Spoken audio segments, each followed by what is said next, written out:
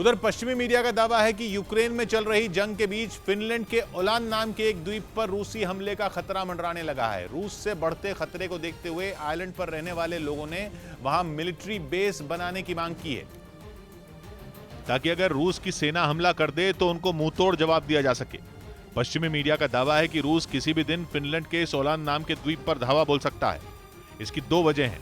पहली वजह यह है कि ओलान 1809 से 1917 तक रूसी साम्राज्य का हिस्सा था, लेकिन 1856 में वहां से सेना हटा ली गई थी। इसके बाद 1917 में फिनलैंड रूसी साम्राज्य से आजाद हो गया था और 1921 में ओलान द्वीप पर उसका कंट्रोल हो गया।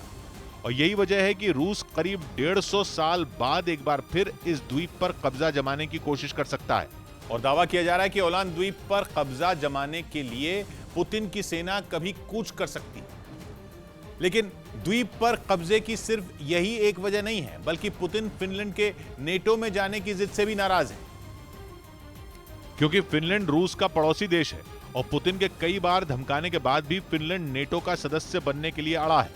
यहां तक कि वो पश्चिमी देशों के सैन्य संगठन में शामिल होने के लिए पिछले महीने आवेदन भी कर चुका है। यही बात पुतिन को कांटे की तरह चुभ रही है। उन्हें यह डर है कि नेटो में शामिल होने के बाद पश्चिमी देशों की सेना उनके दरवाजे पर खड़ी हो जाएगी और ऐसा हुआ तो रूस के लिए यह बड़ा झटका होगा। इसी वजह से यह दावा किया जा रहा है कि रूस फिनलैंड में मौजूद ओलान द्वीप पर कब्जा जमाने के लिए अपनी सेना भेज सकता है। इस द्वीप पर करीब 30,000 से ज्यादा लोग रहते हैं।